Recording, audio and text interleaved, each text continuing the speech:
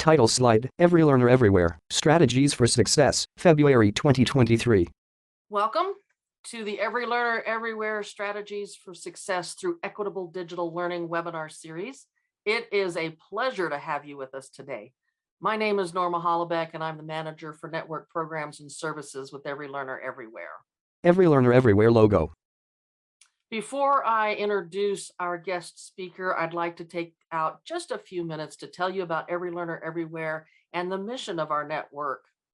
Every Learner Everywhere is a collaboration of 12 higher education organizations with expertise in evaluating, implementing, scaling, and measuring the efficacy of digital learning and its integration into pedagogical practice.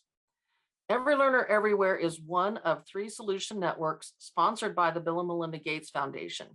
Here at Every Learner, we work with colleges and universities to build capacity among faculty and instructional support staff to improve student outcomes with digital learning. Our mission is to help institutions use new technology to innovate teaching and learning with the ultimate goal of increasing student success, especially for first-generation college students, poverty-impacted students, and students of color. A few quick housekeeping notes. Throughout the presentation, we welcome your questions in the Q&A or in the chat sections of Zoom. If participants raise their hand during the presentation, however, we will not be able to unmute you. However, we will be monitoring the Q&A and the chat and providing those questions to our guest speaker. Text, Student Perspectives on Good Teaching, Christine Latulip. As a biology professor and recovering dean, I'm excited about today's webinar, Learning from Our Students, Student Perspectives on Good Teaching. Our speaker today is Dr. Christine Latulip, with teaching experience at a public Hispanic serving institution and a private liberal arts college, as well as K-12 classroom experience. Christine brings a unique perspective to her work in higher education. As an advocate for STEM teacher education, Dr. Latulip promotes student success and strives to open doors to populations who may not have yet recognized themselves as part of higher education communities. In addition to mathematics education courses, she has taught gateway mathematics courses for many years, utilizing courseware and other digital tools. She actively modified her courses during the COVID-19 pandemic to emergency remote, high flex, and fully online, depending upon the semester and the institutional needs. Throughout her faculty and administrative roles in higher education, Christine has promoted equity and worked to advance inclusive excellence, focusing on mentorship, clear communication, and community building. Dr. Latulip earned her BS in mathematics from Sonoma State University, MED from Lewis and Clark College, and a PhD in mathematics education from Montana State University. I will now hand it over to Dr. Latulip. Text, Christine Latulip. Thank you so much, Norma, and thank you everyone for being here today. I'm excited to talk with you about learning from our students and student perspectives on good teaching. As Norma mentioned, the chat is going, so there will be a couple of times throughout this presentation where we'll either have a poll question, or I'll ask you to reflect on something, or ask you to brainstorm some ideas in the chat so that we can have a little bit more engagement together today. I tend to think in questions. Just as a human being, it's how my processing of ideas goes. I also have 2 young children, and so there's a lot of curiosity at my house and a lot of question asking that happens. I've always been interested in assessment as an educator, and finding ways to ask questions of my students that helps me learn more about what they know than I can learn about what they don't know. So I have to think about reframing some of the content questions that I ask, and I've been working on that for a number of years now in my teaching. As I've grown as an educator, I've taken that more expansive view of questioning and started applying it not just to learning about students' content knowledge, but also to learning about students as people. What are their experiences and what's working for them in the classroom as well. Slide text. So let's go to the next slide, please. And this is going to be our first poll question, just to get a feel for why you're here today. And there might be more than one reason, but our 3 options are Maybe you're here because you want to learn or learn more about what students think about good teaching. Maybe you want to learn or learn more about why student perspectives matter to you as an instructor. Or maybe you want to learn or learn more ways to collect perspectives. So if you can sort of prioritize one of these and just pick one primary reason, we'll see where everyone's coming from today.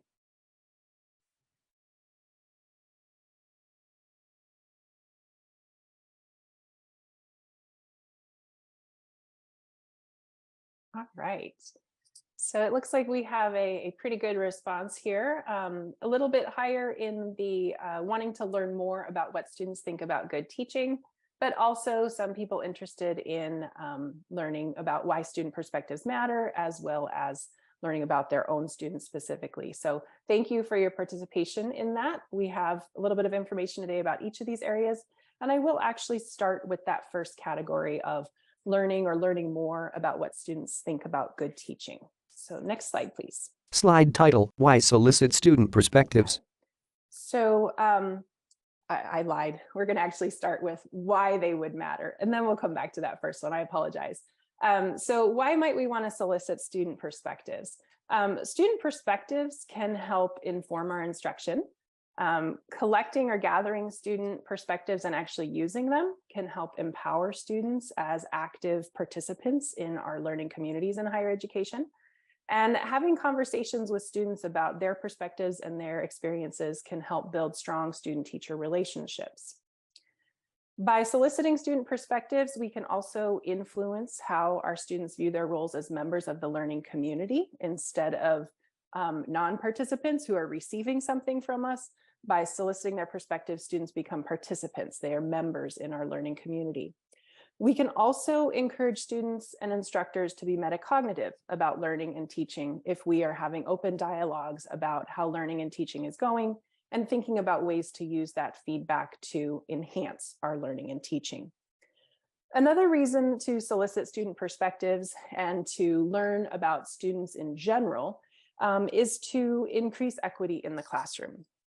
The more that we can learn about our students and the experiences that they're having and that they're bringing into our institutions of higher education, the fewer assumptions we will be making about what their readiness levels are and what their needs are as students. So I can assume that a student needs this thing or that I'm teaching really well.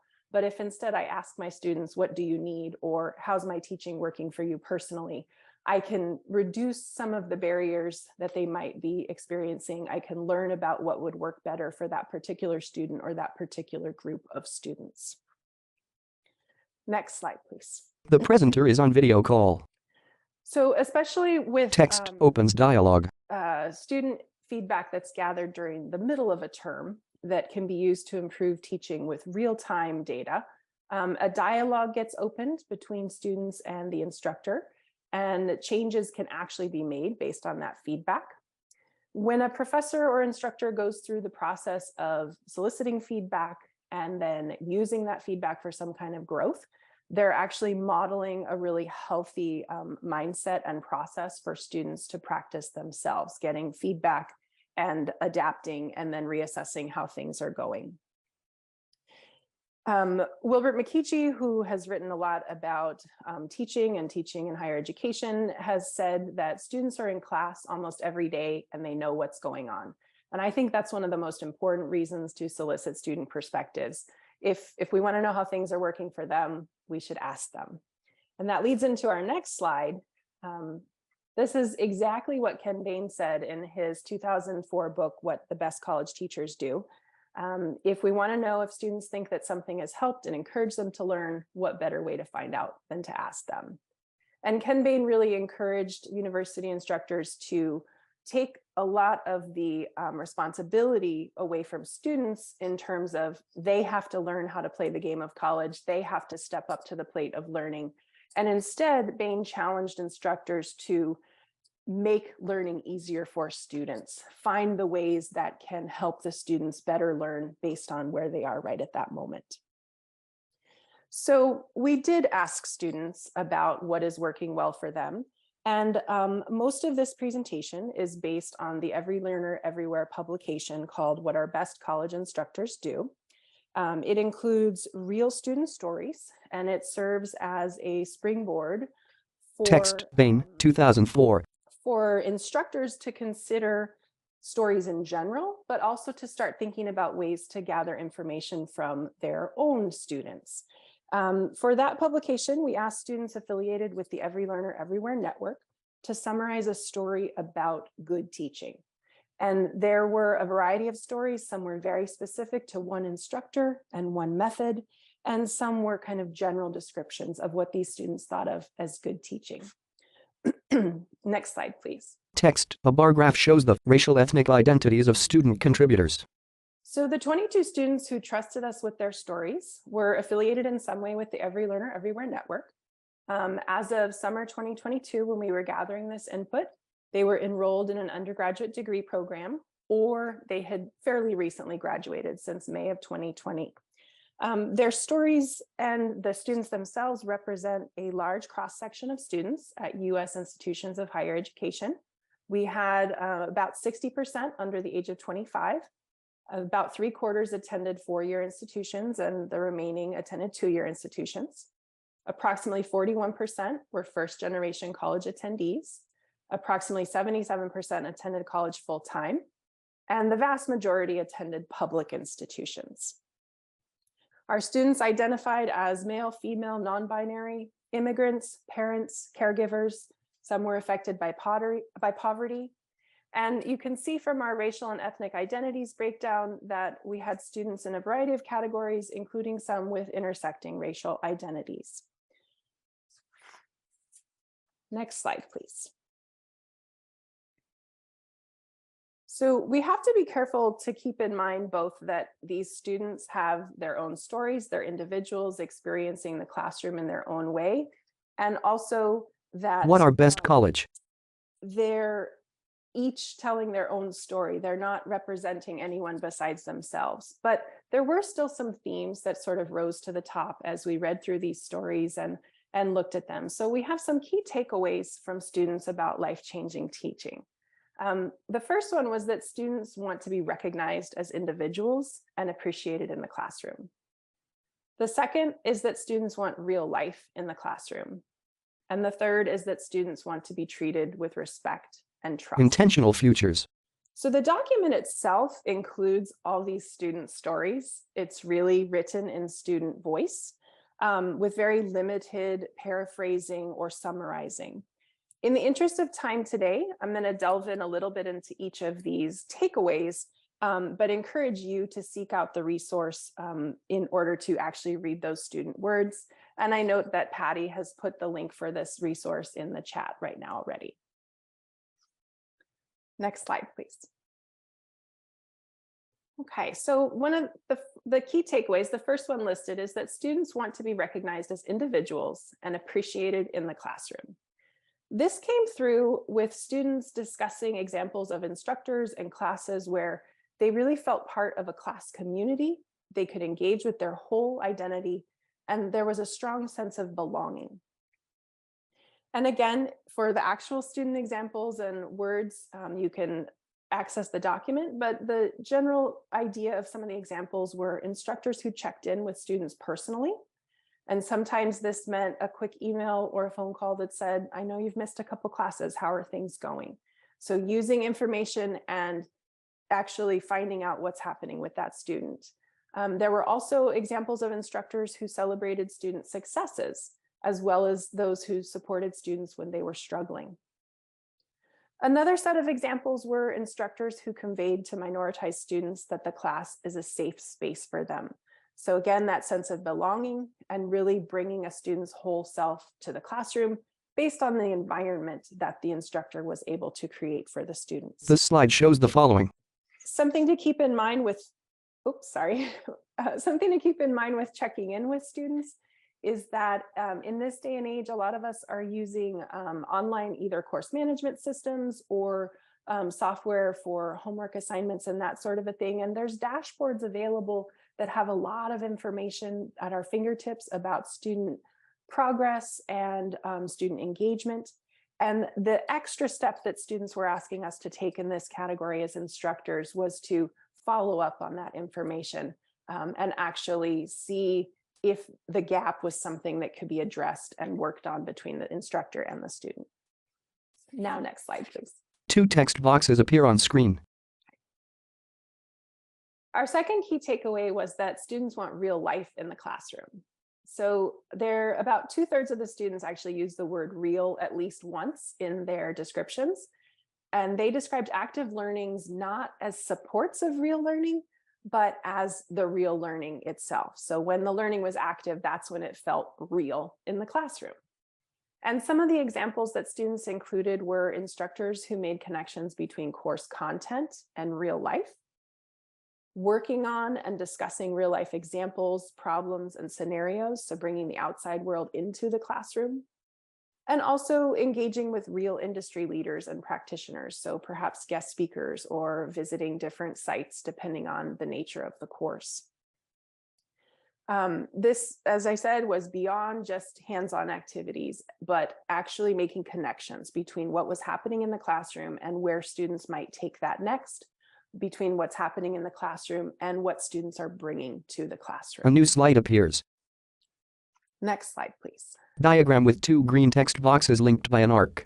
Our third key takeaway was that students want to be treated with respect and trust. Students who feel instructors are on their side and who want them to succeed in their class are more engaged in class.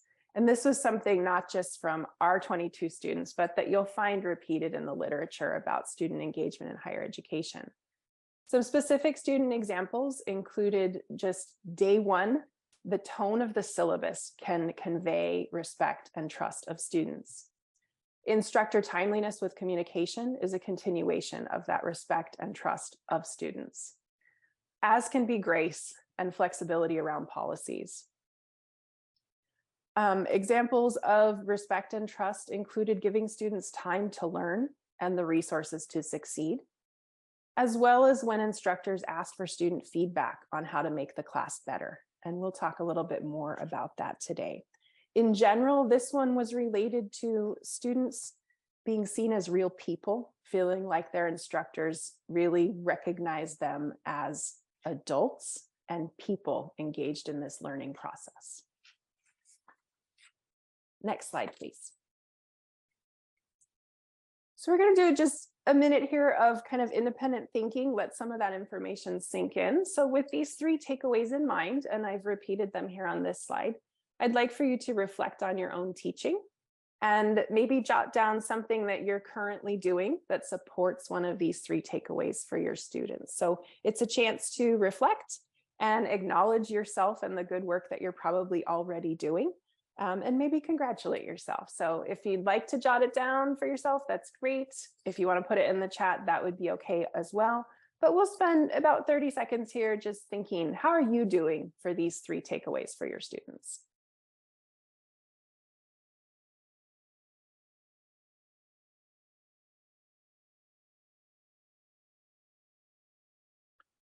So again, congratulations and thank you for those of you who can think of at least one example of a way that you are helping to recognize students as individuals, ways that you are providing real life to your students, and ways that you are respecting and trusting your students.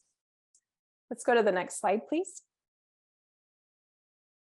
This time I want us to look ahead and think about maybe something you want to continue doing from that last reflection, or something new you'd like to try that could increase your ability to support these life-changing experiences for students. So I do see some chat showing up on things that you've already been doing. Congratulations. What is one thing that you can commit to doing this term right now that will support one of these 3 takeaways for your students? Make it small, make it big, but commit to it, write it down. Let's take another 30 seconds or so here. What can you do this term? Text, reflect on your own teaching. What is something that you can commit to doing this term to support one of these 3 takeaways for your students?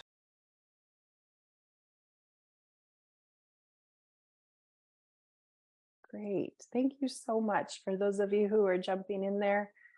It's just really nice to see.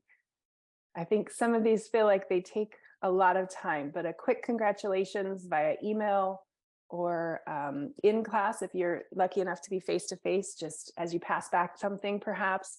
I still put rubber stamps or stickers on the tops of quizzes and tests as that quick congratulation.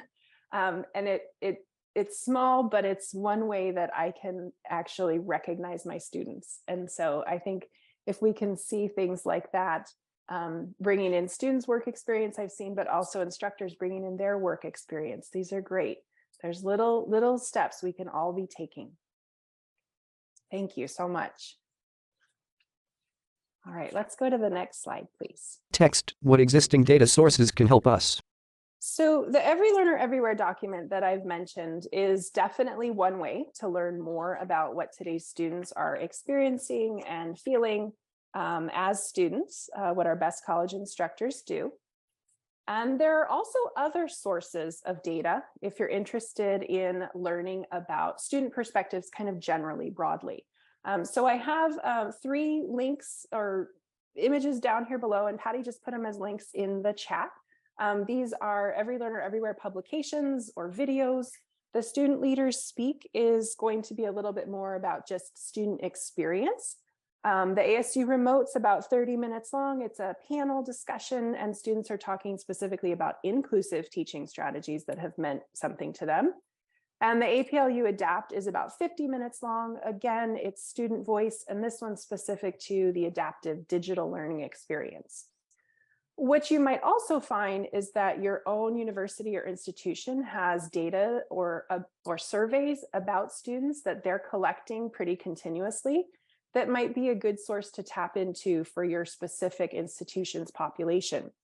And this could be something like alumni surveys. It could also be exit surveys of students who are leaving. I'm not thinking just of demographic data about your students, but anything that gets student voice or student perspectives there for you to read about. You'll also find research in general that includes student perspectives, and a quick ERIC search of the educational research sort of databases. In the past 20 years, the phrases student voice and student perspectives are appearing a lot more in studies. And you might find that even within your content area, you can find articles and research studies that include things like student perspectives about writing and mathematics, or other pedagogical strategies that are of interest to you. Next slide, please. Student Leaders Speak, ASU Remote. So at this point, I'm going to go a little bit from sort of general student data, maybe students you've never met yet, but getting an idea for what students in general feel, to finding ways to learn a little bit more about your students specifically. So what our best college instructors do document starts with this quote by Kiara Williams. A professor may not always get it right the first time around, but those who remain open-minded, actively seek student feedback, and use this knowledge to grow will garner much respect from the students that they serve. And I really think that that phrasing of actively seek student feedback is important. I love to think that I'm super friendly and approachable, and that I'm always reminding my students to come by office hours, or that I consistently ask for questions in the classroom. But every single semester, there is always at least one comment on the end of semester evaluations that kind of makes me cringe just a little bit and think, oh, I wish you had said something sooner. We could have fixed that. And I'm talking 20 years of student comments, more classes and students than I can even count up to. But every time there's one comment at least that I feel like I wish I had known about it sooner. And I need to be more actively even, seeking student feedback along the way. I have to be intentional about it. I have to find different ways to open doors to my students and create opportunities for them to give me that feedback, ask for that clarification, make that request along the way before it feels too late for both of us. So one of the ways that we're going to talk about doing this is with mid-semester feedback. So let's go to the next slide. And this is going to lead us to our second poll question. Have you ever conducted a mid-semester check-in or solicited mid-semester feedback from your students? Title: Have you ever conducted a mid-semester check-in with your students? goes. Perfect.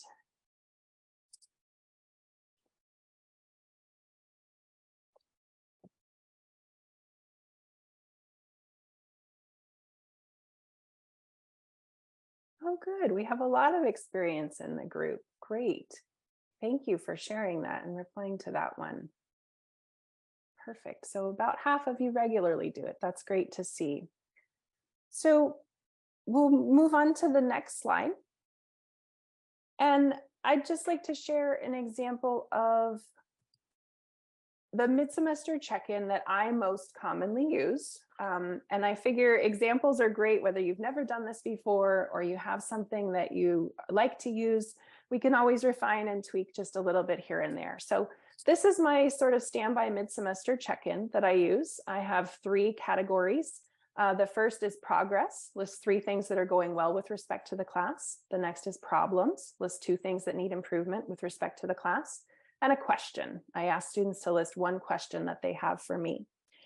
I typically conduct these in class on paper. And I find that if I am willing to give the time to this in class, it signals that it's important. And students are more likely to just fill it out because we're all doing it together. So sometimes I type the prompts up on just a single-sided sheet of paper, leaving lots of room for student voice, showing them that my questions are less important than the space I want to give them for their answers. Sometimes I have them pull out a scratch paper, or I raid the copy room for one-sided paper to pass out and have students just write these things on the blank piece of paper. I really try to sell this to students as it being a check-in opportunity for all of us. It's going to be helpful for them because it might help them get what they want out of the course, depending on what they reflect on. It also might help me improve the course, not just for the next class, but for them, because we are taking care of this real time. I tend to give the overview that I'm interested in anything they can think of. So if they are proud that they have come to class on time most days, because they're someone who usually runs late, I want them to write that down. Even though sometimes as an instructor, we feel like coming to class is just a given. It's not always true for our students, and it's not always feasible for our students. So we want to let them be proud of what they're proud of. So it can be things about them, the classroom environment, the textbook, the pacing, the way I've organized things, anything that they can think of related to the class. Same thing with problems. Here's a great time to tell me that the room is too cold, or that orange pen I've been using on the document camera just is not visible from the back of the room. It's also a time to say, I need to try to come to class on time. So any category that they want to use, what's going well, what's not going well. And then as far as the question, these can be, I don't have any questions at this time, which is definitely fair for some students to put. And it can often be about something related to the class or not related to the class. And we'll get to that in a couple of slides here. Someone mentioned in the chat, I believe, that it was hard to connect with students in an online class. Although I like to do this in a face-to-face class with paper and pencil if I'm able to. I have done it before as part of a regular assignment for the class, either a final question on a quiz, or in one class that I was teaching during the pandemic, we had twice a week reading quizzes. And so for one of those, I replaced the reading quiz with a mid-semester check-in. Just 3 questions: what's going well, what's not going well, and what's a question that you have for me. And I made it really clear in the directions that they were going to get their 5-point reading score no matter what they wrote down. They just had to answer the questions. And that, I hope, took off some of the pressure of needing to say good things versus honest things. Yellow pencil stands out among black. When I look at a mid-semester check-in like this, and for those of you who have your own that you like, there's a lot of different versions out there with more specific questions in mind or more structured questions. But this is one that I like to use. One of the big advantages of it being very open is that everyone has an answer. Everyone can tell me something that's going well related to this class. Everyone can tell me something that needs improvement related to the class. So it's very open. Everyone can have an opinion about it. Another advantage is there's not a lot of reading. There's just these 3 prompts. And so I'm giving space for the responses instead of space for processing the questions that I'm asking. One disadvantage is that because it is so open, there might not be consensus on any one issue. So students are going to list totally different things for progress and for problems and for their questions. And so, for example, if one student thinks that the room is too cold, but no one else mentions it, I'm not going to be able to know how everyone feels about the room temperature. So it's something to think about with open-ended versus closed questions, just as in any survey design. You want to think carefully about what you really want to know and what you can actually do with that information.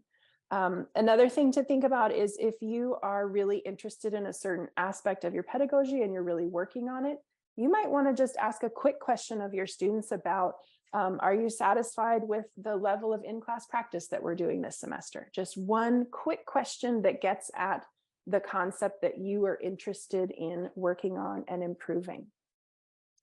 There are lots of great resources available for mid-semester check-ins, questions, and strategies. And Patty put a couple of them in the chat. Brown University, as well as UC Berkeley. They have a variety of examples there, depending on the type of class that you're teaching. Next slide, please. Table title, Fall 2022 Student Course Feedback. So just for some comparison here to get a feel for if I really want to learn from my students, I probably have to seek out that knowledge. I was teaching 4 classes in the fall, this most recent fall of 2022. And this chart just shows a comparison mid-semester check-in responses that I was hosting in class live. The response rate there compared to the number of end of semester university evaluations that my students completed in December at the end of the term. So not only can I respond to the feedback in real time and actually make some changes and connect with my students if I conduct a mid-semester check-in, I also tend to get a higher response rate and a higher quality response rate. We're all busy in December, and I think that it's easy for students to not recognize the importance of their feedback at that time of the year when they're kind of on their way out of a class and their minds are busy with lots of other things. So I wanted to be sure, just as a quick comparison there, if you really want to hear from your students, you might need to consider using your own resources to do that. And it sounds like at least half of you are already working on something like this. Next slide. The lecturer pauses, showing questions. Okay, so this is just a different version to look at. This one sort of has some prompts built into it. It's a little bit more wording, but the basic format tends to be something working well, something that needs improvement, as well as specifically what can the instructor do to improve, what can the student do to improve. So this particular prompt 2 and 3 tend to put a little bit of reflection just built into the questions and prompt students to think about their own actions in the classroom before they dive into what needs to be fixed. So that's kind of built into this question. A little bit of responsibility there. We can take this same idea if we go to the next slide.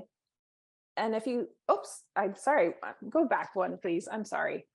We can take this same idea and sort of just shorten it, if you like, 4 questions instead of 3. The second question could even be, what could you do to improve your own learning? What can the instructor do for question number 3? So we can modify them just a little bit there. Okay, let's go to this next question, this next slide. There we go. So whether you use mid-semester feedback already or you're just thinking about adding it in, would anyone like to toss into the chat a question that you would like to ask students in a class you're teaching this term? So it can be broad, it can be really specific to something that you're working on. Try on for size a mid-semester feedback question.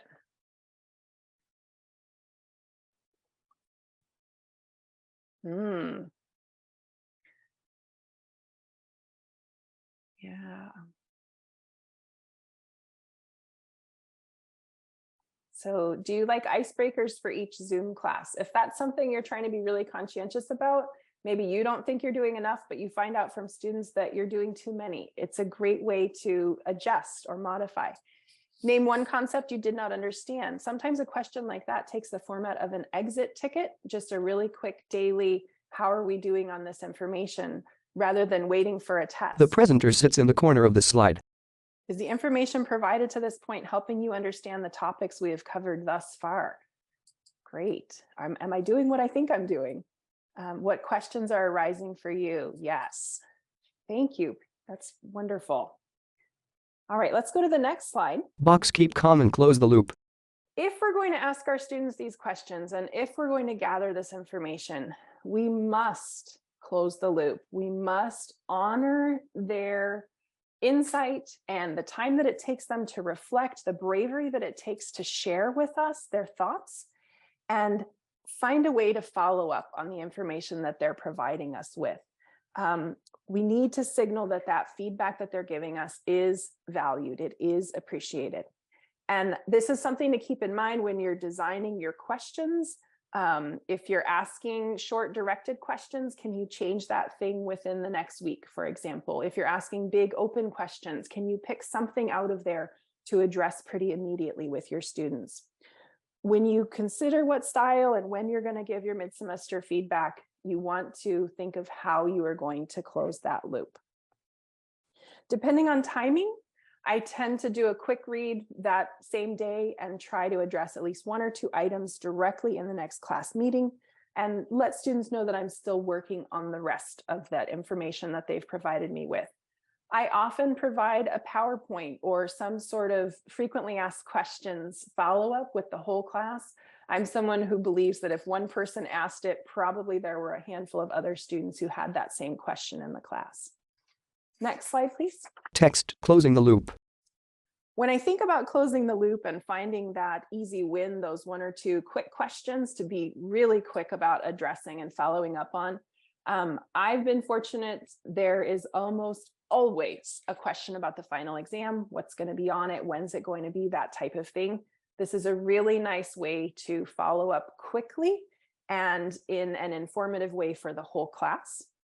There tends to also be a personal question or two. So am I a cat person or a dog person? What's my favorite color? Some of those kinds of questions that let me know, maybe a student couldn't think of an academic question, but maybe they really are starting to be curious about me as a person by this point in the semester. And so this is a good reminder to me that if I want my students to bring their whole selves into the classroom, I need to bring a little bit more of myself into the classroom. And I tend to be a private person, but these are questions that feel fairly safe to answer. Where did I go to school? Do I like teaching? Am I a cat person or dog person? Like I said, they're kind of safe for me. I'm comfortable with them. And as I give of myself, it encourages my students to bring more of themselves into our community. Some people recommend sorting the responses that you get. And I think, yeah, Patty put a link in there to Syracuse University. They have some suggestions like how to respond and how to process all this information. And one of the strategies is to kind of sort like things you can control, things that you can't control. If there's things you can't control, like the temperature of the room or the time of the class, tell students about it. Respect them as adults to understand the explanation that you have as a faculty member, to help them understand why you're including something in the curriculum, even though it exhausts them, for example. Or the person, Ashley put in something about icebreakers. Why do you believe in them? Why are you including them? Help students understand why it makes sense to maybe trim them back, but not stop them entirely. You have pedagogical strategies you're working on. Text celebrate your successes. Next slide, please. Confetti continues to fall. I often like to have students celebrate each other and what they're learning. Their successes show through in those what's working well, what's not working well. So this is student answers to those questions. And I can have students learn from each other by sharing this with the whole class. They can see, oh, somebody else thought it was a good idea to put more time into assignments. Maybe I should try that. And so a slide like this is also a good opportunity for me to reiterate some of the class expectations and some of the requirements for the class. So I can take that student input and share it out in a way that helps all of us continue the semester in a positive way and even strengthen some of our habits for the rest of the semester. Next slide, please. Another thing that sometimes comes up in these, and we've all seen this at the end of the semester, that totally contradictory information. And that can be frustrating, but it can also be really informative to our students. So sometimes I use a follow-up and my closing the loop idea to actually help students raise their awareness about who's in the room with them, who they are as a student compared to who else is in the classroom. So for example, each of these kind of bubbles here shows a pair of comments that feel contradictory. So for example, everything you teach is what will be on the test. I sometimes feel like the exam questions are not completely covered in the handouts we do in the class. And so that gives me a chance to address, not only are we all different, but here's where things might appear if they weren't in the handouts. You might have seen them on a quiz. You might have seen them in a reading, for example. This is also, it's a good reminder to students, but it's a good reminder to me that maybe I can't please everyone.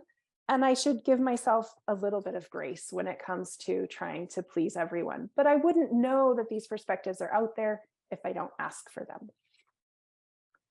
So let's go to the next slide, which is also a poll question. I'm curious to know, because they're a wonderful resource for this type of activity, I'm curious to know whether you have a Center for Teaching and Learning or a different title for something similar on your campus. And if so, do you know if they can help with gathering and or interpreting mid-semester feedback? So let's do poll question 3 here. Christine, we may have to have them answer the questions in the chat. The poll is not launching for some reason. Thanks, Norma. That's okay. So go ahead and chime in the chat. If you have a Center for Teaching and Learning, do you know whether they offer services that can help with mid-semester feedback? Sometimes they can actually even come into your classroom and survey students for you, which can make students feel safer. Christine pauses. Okay, getting some answers in there. Good.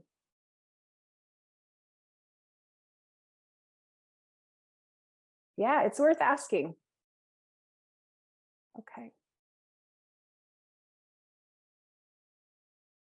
Great, yeah. Different name, Office of Instructional Resources. Sometimes they're Teaching and Learning Excellence. Lots of different names there. And I think someone said they were a graduate TA. Usually you are eligible to use these centers as well. There's no restriction on full-time faculty. It's TAs and adjuncts and lecturers. Everybody's allowed to use them. A question is displayed on the slide. There's some schools as well that have modules built into their Blackboard or Canvas, just 3 or 4 standard questions that you can import to your course and use as your mid-semester feedback. So that's a question worth asking as well. Ayla, that's interesting. Your school is sharing first-year student survey on what motivates them. That's great to know about your student body. Wonderful. Wonderful. Okay. So let's go to, oh wait, here's my results. That's okay. We got enough in the chat. We're great on that. Thank you very much. I'd like to just continue on this idea of how to learn about our students. We'll go to the next slide with a couple of other examples that I use in my classes, just to kind of give you a couple tricks. If you want them, use them. If not, that's fine too. One of the ways that I try to open doors to my students is just from day one with that syllabus, because I really want them to read the syllabus. I sneak a little extra credit opportunity in there. And sometimes I make it light and silly, send me a picture of a cute animal, but often I ask them to send me an email with an expectation that they have for themselves and an expectation that they have for me. And this is a really nice way to learn about students from the very start. What are they hoping to get out of this class? What are they really hoping and thinking that they need from me for the semester? Because it is secret and hidden, it's imperfect. I tend to get about a 50% response rate on this one. But for the students who notice it and follow through with that email, I start the semester knowing just a little bit about how they're walking into the room with me. At the end of every in-class quiz or test, I do ask the question that a couple people put it in the chat. What questions are arising for you? Is there anything else you'd like to ask or tell me? And that's a question that I've started putting at the end of assessments. Just sometimes it's about assessments that they want to say something. Other times they just draw me a picture, or there's a lot of blank spaces. Many students actually just write thank you, which to me feels like a connection in a different way than I might get as they're walking out of the classroom. Next slide, please. In class language choice. Thinking about questions and how to ask them in order to invite information from the people around us. A colleague taught me this many years ago, and it's an in-class language change from, do you have any questions, to what questions do you have? I find that when I even say these two questions out loud, when I say the second one, I'm more excited, I'm more welcoming. I'm finishing a little bit of lecture or explanation, and I'm like, oh, this is good stuff. What are you excited about? What questions do you have? What are you curious about? When I ask that, what questions do you have? I'm really opening a door for students to participate and be brave in that classroom space in a different way than when I kind of quickly glance around the room. Any questions? And I move on to the next thing. So I found that this language choice, this shift sort of helps me really acknowledge that questions are good, questions are how we learn, and you should have questions. You should be curious about this exciting stuff that we're working on together. Text our favorite teachers. Next slide, please. So this is kind of the short, quick 10-minute version of that wonderful Every Learner document that I've mentioned. I teach teachers frequently, and so frequently I have them brainstorm attributes or dispositions of their favorite teachers. And so they get to reflect on someone they loved being in the classroom with and think about what made them love being in the classroom with that instructor. And so we can go quickly around the room, just everybody adds something to the list. This is one of my classes of freshmen brainstormed in the fall. And I think that you'll notice when you look at this list that it's evidence-based teaching practices and strategies. It's inclusive and equity principles in higher education. Maybe not with those academic words, but these are the things, the attributes of instructors and teachers that our students are continually recognizing and appreciating. These are the practices that are making a difference in their everyday life. They want to be treated with respect and trust. They want to be seen as individuals in the classroom and cared about in the classroom. I'm going to have Norma go to the next slide just so that my email gets added up there if anyone's interested in continuing this conversation with me. But I know that we do have a little bit of time here, so I open it to you. What questions do you have?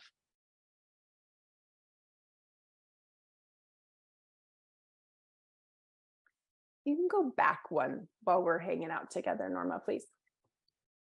There you go. Thank you. We did have some comments that came in. One was, tone of the syllabus. There was some curiosity behind how to do that. Is there some examples that you can give or kind of explain how you would go in and adjust a syllabus so that it has a more inviting tone? Yeah, I'm not going to think of a title off the top of my head, but there are actually some Every Learner resources about this with comparison columns of language that's more sort of, and somebody put it in the chat actually, instead of saying to a student, you're going to fail the class if you don't start coming to class, you can say, hi, I see you haven't come to class. How are you doing? So that kind of tone difference that you might use to check in with students, you can also start the semester with that kind of tone difference. So instead of no devices in class, underlined all caps, bold writing, maybe a sentence that is more along the lines of, please respect our classroom environment and only use devices when they're related to the work that we're doing together. So there's different wording and phrasing around many of the rules and regulations of our classroom that can be put into a more positive slant and expect students to Kind teachers. Rise to the challenge and be adults in the classroom. And I know that we're working with young adults, not small children, but even in, say, a preschool classroom, instead of telling children no running, we can change the tone of that and say, let's walk when we're inside. And it's that sort of messaging difference. It's all the same idea. We don't want you running down the hall. We don't want you on your cell phone all class period. But how can we communicate that to our students with the fonts that we use, with the text our favorite teachers, the more reprimand language versus positive language that we're using? Um, oh, we have scary syllabi that people are seeing. Less foreboding, more welcoming. Yes. I do have to say that there was a time where when I was teaching, we had a required section of the syllabus and we were not allowed to change the wording. And Mhm. it was very harsh.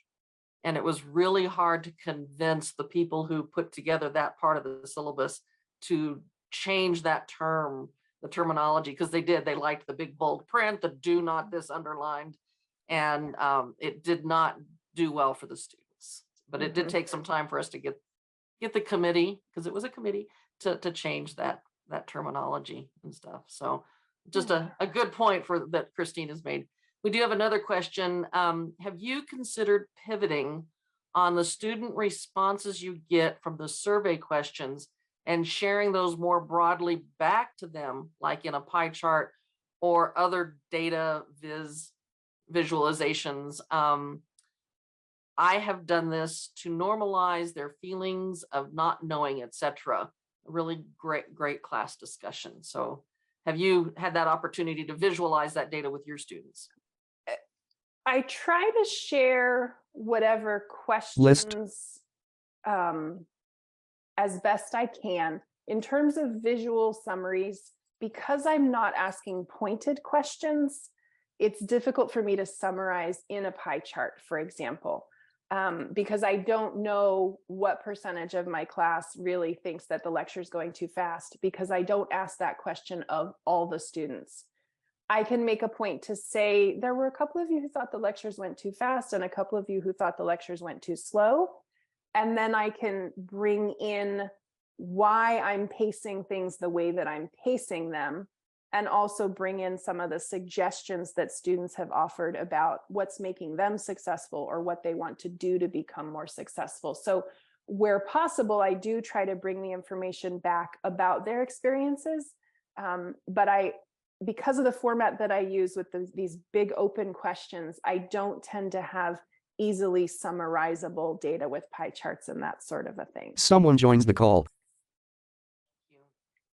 We also have just some comments regarding the different variations of syllabi, visual syllabus, game-based syllabus, even collaborative syllabus, where the students are able to contribute kind of one of those living, I've heard it called a living syllabus. So those are also great ideas. And from my experience, just, to put my 2 cents in, I've learned that Slide. Our favorite teachers. since the syllabus is one of the first things that those students see and read, that tone is going to be very impactful. Are they coming into a classroom that's being taught by the Wicked Witch of the West, or is it a learning opportunity for all of us as a community? And that can be a big difference. I'm noticing Hassan is saying something about schools being resistant to collaborative syllabi. Something that you can do without taking some of the boilerplate things and making them collaborative is create a living frequently asked questions portion for your syllabi and the course setup. And so that kind of, you can still have some of the things that you want to stay standard, but you can also have that collaborative element on other portions of rules and regulations about the course, perhaps things that you want to have students continuing to grow with. Another lecturer. Yeah, that's a great idea. We do know that there are those administrators that like that legalese in a Yes. syllabus. That doesn't mean we have to completely isolate the students from it. So, And there also might be ways to reorganize the syllabus, have the last page be the legalese, but the front page be your more welcoming statement and a visual of some sort. So you need to know the culture of your department and your institution and what the regulations are for sure. But I think wherever you do have the power to have these conversations, students notice it. It's the first thing they're seeing about your class. yeah, and for those of you interested, there is a resource that's not an ELE resource, but it's from the University of Southern California Center for Urban Education. They've got a whole playbook or workbook on equitizing your syllabus, and a lot of that has to do with the tone and the verbiage that you use. So Yeah, this is great. This is great conversations. We are running down on time, however, so we're going to kind of wrap things up. The slide displays. I would like to thank Christine for such a wonderful presentation, some great ideas out there, a chance for all of us to go back and really reflect on our own teaching and learn from those things that we've done and that we need to adjust and reflect upon. So thank you very much for awakening our minds on that effort, Christine, and letting us know what students really need to hear from us and that we need to listen to them. That student voice is very important. So thank you very much. For those of you interested in the Strategies for Success series, we have a survey coming up for you. Patty's going to throw the link in the chat for you. We'd really appreciate it if you take a few minutes out to give us your feedback through that survey. If you've got something to do immediately after, don't worry, we'll send it out. We'll send the link out in a follow-up email. And in that follow-up email, we will also include a link to the slide deck, which will also have some of those links that we posted in the chat for you to the Syracuse, the Brown, Berkeley University, and a few of the other things that we included. So we'll have that in there as well. Here's a real quick look at what's left. We have one more webinar in this series, Zatura Woodley and Mary Rice presenting next week on designing online learning as intersectional entangled commitments. So we hope that everybody will have the opportunity to attend that. So thank you for attending today's webinar. We look forward to seeing you next week for Zatura and Mary's webinar as well. We'll also have future events, so keep an eye out for those as they come forward. And we would like to thank not only Christine, but thank the audience again for your all's participation, and hope you all have a great day. Thank you very much. Thank you, everyone.